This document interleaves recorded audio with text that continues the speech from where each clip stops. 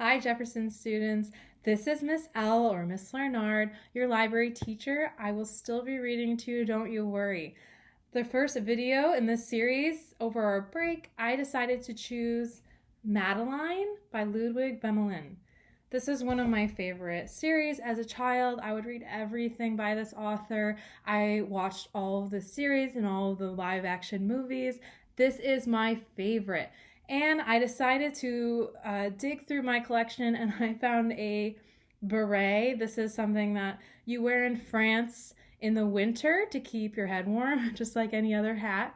So please enjoy this reading of Madeline. If you notice my eyes keep looking down like this, that is because my book is right here, so I have to keep looking at it.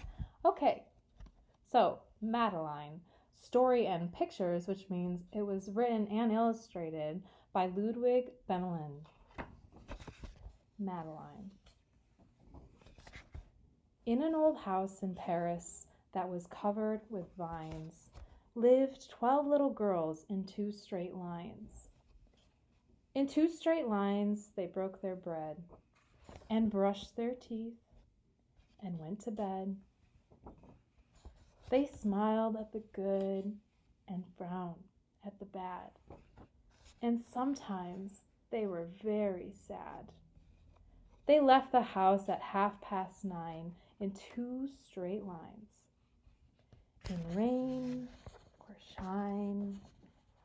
The smallest one was Madeline. She was not afraid of mice. She loved winter, snow, and ice. To the tiger in the zoo, Madeline just said, "Pooh-pooh."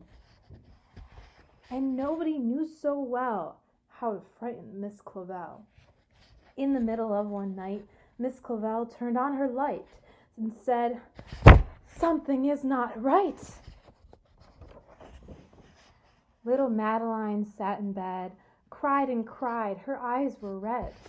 And soon after Dr. Cone came, he rushed out to the phone and dialed 10-6. "Nurse," he said, "it's an appendix." Everybody had to cry. Not a single eye was dry. Madeline was in his arm, in a blanket, safe and warm. In a car with a red light, they drove out into the night. Madeline woke up 2 hours later in a room with flowers. Madeline soon ate and drank. On her bed there was a crank, and a crank on the ceiling had a habit of sometimes looking like a rabbit. Outside were birds, trees, and sky, and so 10 days passed quickly by. One nice morning, Miss Clavel said, "Isn't this a fine day to visit Madeline?" Visitors from 2 to 4 read a sign outside the door, tiptoeing with solemn face, with some flowers and a vase. In they walked, and they said, "Ah!" when they saw the toys and candy and the dollhouse from Papa. But the biggest surprise by far, on her stomach was a scar. "Goodbye," they said, "we'll come again." And the little girls left in the rain. They went home and broke their bread, brushed their teeth, and went to bed. In the middle of the night, Miss Clavel turned on the light and said, "Something is not right." And afraid of disaster, Miss Clavel ran fast and faster. And she said, "Please, children, do tell me what is wrong." And all the little girls cried, "Boo-hoo! We want to have our appendix out too." "Good night, little girls. Thank the Lord you are well. And now go to sleep," said Miss Clavel. And she turned out the light and closed the door. And that's all there is. There isn't any more. The end.